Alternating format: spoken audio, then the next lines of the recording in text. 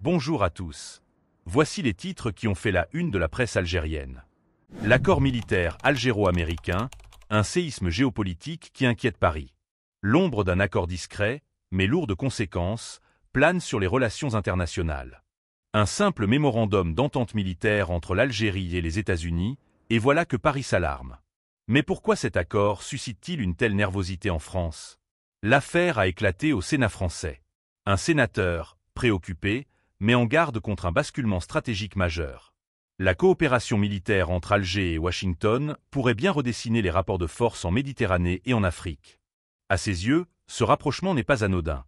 Il pourrait marquer une rupture historique dans la doctrine militaire algérienne et affaiblir davantage l'influence française dans la région. En coulisses, certains militaires et stratèges français expriment ouvertement leurs inquiétudes. L'Algérie, forte d'un budget de défense record de 25 milliards de dollars, modernise son armée à un rythme soutenu. Les chiffres parlent d'eux-mêmes. Une flotte renforcée, des capacités opérationnelles accrues, et surtout, 6 sous-marins qui redessinent l'équilibre naval en Méditerranée. Nous sommes entrés dans l'ère des prédateurs, aurait confié l'amiral Pierre Vendier, chef d'état-major de la Marine nationale française. Le spectre d'un effacement progressif de la France en Afrique est bien réel. Depuis plusieurs années, Alger avance sur tous les fronts, économiques, diplomatiques et militaires. Pendant que Paris peine à maintenir son influence, l'Algérie consolide ses alliances et diversifie ses partenariats. Son attachement historique au mouvement des non-alignés lui permet d'adopter une posture pragmatique, loin des anciennes logiques de dépendance. Mais ce nouvel ordre ne plaît pas à tout le monde. Certains milieux politiques français, notamment ceux nostalgiques de l'Algérie française, voient d'un très mauvais œil ce rééquilibrage des forces. Pire encore, certains accusent Washington de favoriser cet éloignement d'Alger et de contribuer à une reconfiguration stratégique qui affaiblirait l'Europe sur le plan militaire et énergétique. Alors, où cela nous mène-t-il? Vers une recomposition des alliances, une montée des tensions ou, au contraire, une prise de conscience nécessaire pour refonder les relations franco-algériennes sur des bases plus saines? Les médias français, otages de la haine et de la manipulation? Imaginez un instant allumer votre télévision et être submergé, jour après jour, par un flot incessant de discours haineux, d'opinions orientées et de débats où l'invective remplace la réflexion. Ce qui pourrait sembler être une dystopie est pourtant devenu une réalité dans une partie du paysage audiovisuel français. Depuis quelques années, les plateaux télévisés privés ont perdu leur vocation initiale. Informer, débattre, confronter des points de vue contradictoires dans un respect mutuel.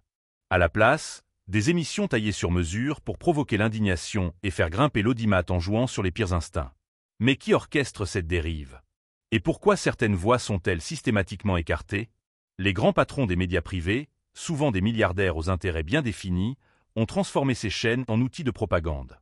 Les sujets sont triés sur le volet, les invités sélectionnés pour leur capacité à alimenter la polémique et les adversaires d'une pensée unique sont méthodiquement marginalisés. Prenons un exemple concret, la couverture médiatique de l'Algérie. À longueur de journée, des plateaux entiers sont dédiés à dénigrer ce pays et son histoire. Les faits sont manipulés, les intervenants hostiles sont légion, et lorsqu'une voix discordante ose s'exprimer, elle se retrouve noyée sous les attaques. L'obsession de certains animateurs comme Pascal Praud, sur CNews, illustre parfaitement cette mécanique bien huilée. Le débat n'existe plus, seule la polémique subsiste. Et où est l'Arcom, ce fameux gendarme de l'audiovisuel censé garantir la diversité des opinions et sanctionner les abus? Aux abonnés absents. Les rares amendes infligées aux chaînes sont dérisoires pour ces magnats des médias. En réalité, la régulation est une coquille vide et ces émissions continuent de prospérer sans entrave. Mais pourquoi cette haine médiatique? Une des raisons est à chercher du côté des influences étrangères.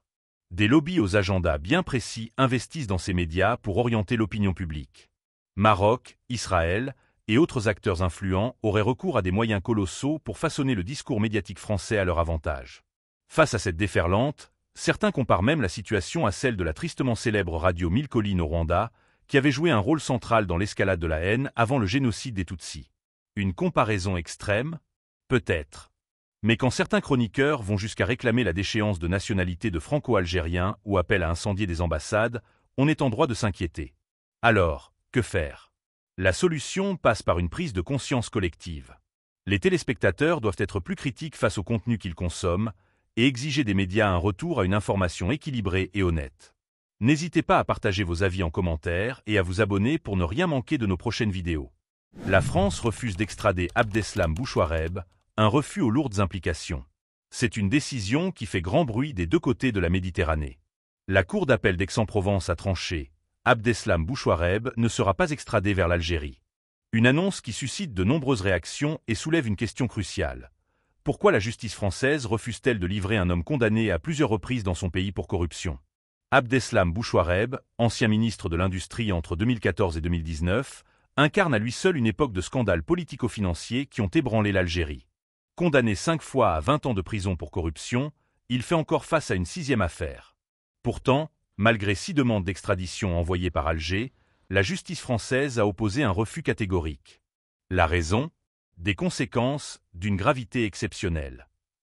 La Cour a invoqué l'article 3 de la Convention européenne des droits de l'homme ainsi que l'article 5 de la Convention d'extradition franco-algérienne de 2019, mettant en avant l'état de santé de Bouchouareb, aujourd'hui âgé de 72 ans. Selon le procureur, son éloignement de la France pourrait provoquer un déclin rapide et irréversible de son état. Mais derrière ce refus judiciaire, il y a une réalité politique difficile à ignorer. Les relations franco-algériennes connaissent des tensions régulières, et ce dossier ne fait que raviver les crispations.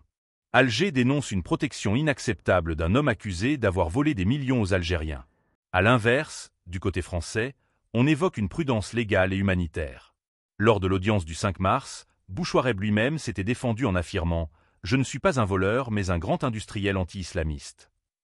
Son avocat a quant à lui insisté sur les conditions de détention en Algérie, tentant de convaincre que son client ne bénéficierait pas d'un procès équitable ni d'un traitement digne. La décision de la justice française signe-t-elle la fin des poursuites contre l'ancien ministre? Pas nécessairement. Mais elle envoie un message fort. L'extradition ne peut être automatique, même pour des affaires de corruption. Et vous, qu'en pensez-vous? Justice ou impunité déguisée? N'hésitez pas à partager vos avis en commentaire. 5G en Algérie, un tournant numérique majeur en préparation. C'est une révolution qui se prépare en coulisses. Imaginez un pays où l'accès à Internet devient instantané, où les industries se numérisent à une vitesse fulgurante et où les services publics sont accessibles d'un simple clic, sans latence. Eh bien, cette vision pourrait bientôt devenir une réalité en Algérie avec l'arrivée imminente de la 5G. Mercredi 19 mars, le gouvernement s'est réuni sous la présidence du Premier ministre Nadir Larbaoui pour discuter d'un sujet stratégique, le déploiement des réseaux mobiles de 5e génération. Une avancée qui ne concerne pas seulement les amateurs de haute vitesse, mais qui représente un levier crucial pour le développement économique et industriel du pays. Derrière cette technologie se cache un enjeu de taille, améliorer l'accès aux services numériques et accélérer la transformation digitale du pays. Car la 5G, ce n'est pas qu'une question de rapidité, c'est aussi une révolution pour l'ensemble des secteurs économiques. Imaginez des usines automatisées où les machines communiquent en temps réel, des hôpitaux où les chirurgiens opèrent à distance grâce à une connexion ultra stable, ou encore des villes intelligentes où les feux de circulation s'adaptent en fonction du trafic en direct. Mais le gouvernement ne se limite pas à la mise en place d'infrastructures. Dans la même réunion, il a également examiné un avant-projet de loi destiné à encadrer les transactions et services électroniques. L'objectif? Assurer un environnement numérique sécurisé et renforcer la souveraineté digitale du pays. Cependant, une question demeure. L'Algérie est-elle prête pour cette mutation? Si la 5G promet des avancées considérables, son adoption dépendra de plusieurs facteurs. Le développement des infrastructures, l'accessibilité pour les citoyens et la capacité des entreprises à s'adapter à ces nouveaux standards. Alors, la 5G en Algérie, rêve ambitieux ou transformation imminente? Une chose est sûre, le chantier est lancé et l'avenir numérique du pays se joue dès maintenant. L'Algérie mise sur les vaches laitières américaines, un pari à 150 millions de dollars. Imaginez un instant, des troupeaux de vaches américaines traversant l'Atlantique pour s'installer sous le soleil algérien. Non, ce n'est pas le scénario d'un film improbable, mais bien la réalité d'un accord commercial d'envergure entre l'Algérie et les États-Unis. 150 millions de dollars. C'est la somme colossale que l'Algérie s'apprête à investir pour importer des vaches laitières américaines. L'annonce a été faite par l'International Visitor Leadership Programme, IVLP, un organisme qui favorise les échanges économiques entre professionnels. Un partenariat qui, selon ses promoteurs, pourrait transformer le secteur laitier algérien. Mais derrière ces chiffres impressionnants, une question s'impose. Pourquoi un tel investissement? L'Algérie fait face à une demande croissante en produits laitiers.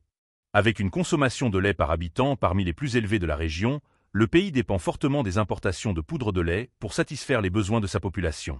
Or, ces importations pèsent lourdement sur les finances publiques.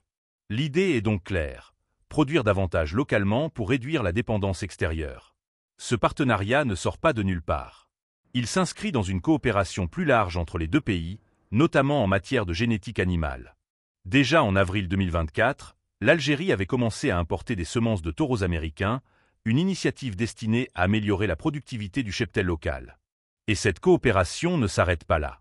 Dès septembre 2023, des vétérinaires, généticiens et spécialistes en insémination artificielle des deux pays avaient commencé à travailler ensemble pour optimiser l'élevage bovin en Algérie. L'ambassadrice des États-Unis en Algérie, Elisabeth Mourobin, ne cache pas son enthousiasme. Elle déclarait récemment « Plus de vaches produisent plus de lait, de yaourt et de fromage ». Un message clair pour illustrer l'impact attendu de cet accord. Mais tout n'est pas si simple. Importer massivement des vaches étrangères implique de relever plusieurs défis. Adaptation au climat, gestion des ressources en eau et surtout, formation des éleveurs algériens aux nouvelles méthodes d'élevage et de production laitière. Alors, cette stratégie portera-t-elle ses fruits? L'Algérie réussira-t-elle à réduire sa dépendance aux importations de poudre de lait grâce à ses vaches américaines? Seul l'avenir nous le dira. Et vous, qu'en pensez-vous? Est-ce une initiative prometteuse ou un pari risqué? N'hésitez pas à partager vos avis en commentaire et à vous abonner pour ne rien manquer de nos prochaines vidéos. C'était l'actualité du jour. Merci de nous avoir écoutés.